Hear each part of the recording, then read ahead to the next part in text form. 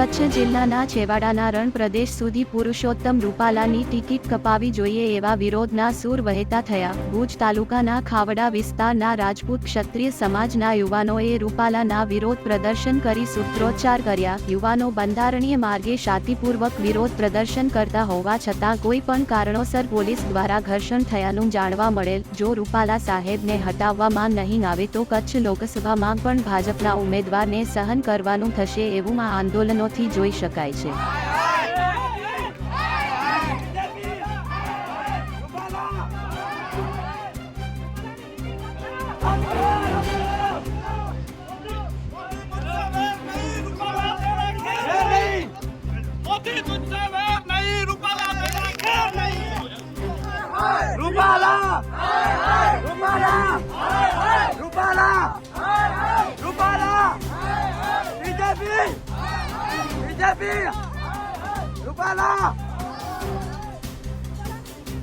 रद्द करो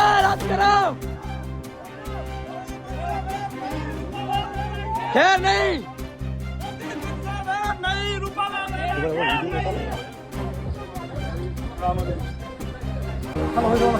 बेरो बाबू